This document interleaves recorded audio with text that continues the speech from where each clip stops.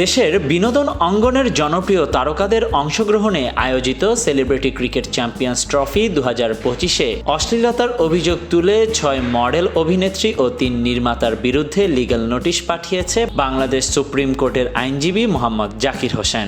তবে এই অভিযোগের তীব্র প্রতিবাদ জানিয়েছেন মডেল ও অভিনেত্রী মারিয়া মিম। একই সাথে তিনি ওই আইনজীবীর বিরুদ্ধে মানহানির মামলার হুমকি দিয়েছেন। এই প্রসঙ্গে মডেল মারিয়া মিম বলেন, প্র্যাকটিসে আমি কি পরে যাব সেটা তো আমার চয়েস। যখন মাঠে যাচ্ছি তখন কিন্তু জার্সি পরেই যাচ্ছি, কিন্তু পার্সোনালি কোথায় কি পরে যাব সেটা আমাদের পছন্দ। এখানে অশ্লীলতা ছড়ানোর কি আছে?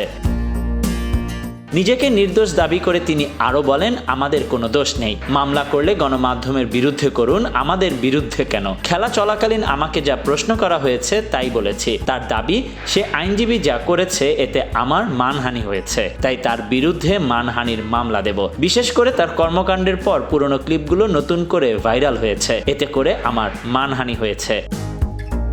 তিনি আরও যোগ করেন, অশ্লীলতা বলে যে ভিডিওগুলো ছড়িয়েছে সেগুলো ম্যাচ শুরুর আগে ওয়ার্ম আপ মুহূর্তের দৃশ্য, সেগুলো কেউ মোবাইলে ধারণ করে ছড়িয়েছে, কিন্তু আইনজীবী যেভাবে কথাগুলো বলেছে তাতে আমার সামাজিক সম্মান ক্ষুণ্ণ হয়েছে। জাকির হোসেনের পাঠানো লিগ্যাল নোটিশে যাদের নাম রয়েছে তারা হলেন মডেল মারিয়া মিম, সিনথিয়া ইয়াসমিন, কেয়া পায়েল, মারুফ আক্তার জামান, মডেল শাম্মী ইসলাম নীলা, আলিশা এবং ক্রিকেট লিগের মেন্টর নির্মাতা প্রবীর রয় চৌধুরী, মেন্টর গিয়াসউদ্দিন সেলিম ও Tanim Rahman Anshu. Desk report, news now 24।